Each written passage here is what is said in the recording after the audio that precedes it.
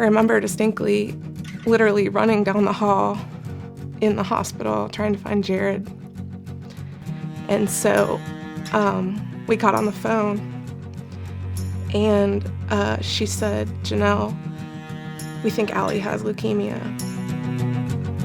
It's a surreal moment when they tell you that your child has cancer. When you hear the words NICU, you immediately think the worst. And those first few hours of life were excruciating. I couldn't think beyond just those few hours. No family ever plans to come to Dayton Children's, especially when they hear the words cancer, you can't take your baby home, or the child has been in an accident. Families entrust the care of their children to us in the most critical moments. We're the only hospital in the region dedicated to the health care of our children. The mission of Dayton Children's is to improve the health status of our children regardless of their ability to pay. We recognize that the existing care spaces that we have here at the hospital can't meet that need.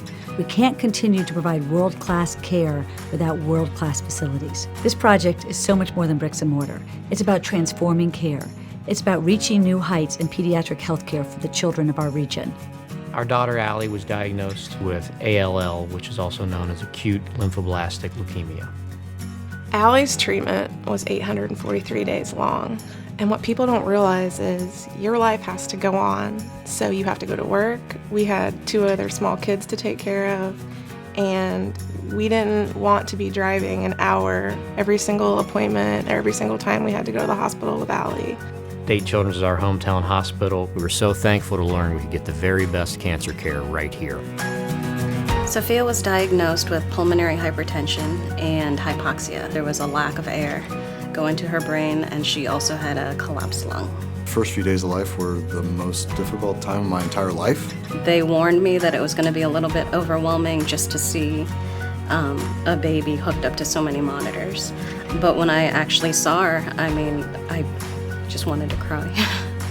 They really foster an environment that allows mothers to still be there for their baby when they can't do the normal things a mother could do. Within the first 3 days, she had been technically pronounced dead twice. They thought that she wasn't going to make it, so they allowed us to hold her. She had to go on the Olympic cool cap. It helps to lessen the effects of the lack of oxygen. For being one of the most terrible situations to be in, it was the greatest experience. We have a vested interest in this community. We raised all 4 of our children here in Dayton. We have now 6 grandchildren, a 7th on the way, and some have already made a visit to Dayton Children's. Having Dayton Children's Hospital in our backyard, in all of our backyards, is such an asset. And if you've ever had a child go to that hospital, whether it's a premature baby or a really sick child or a sports injury, you know how important it is to have a hospital of that quality and care in our backyard. We need to continue to be that great children's hospital close to home that every one of our children deserves.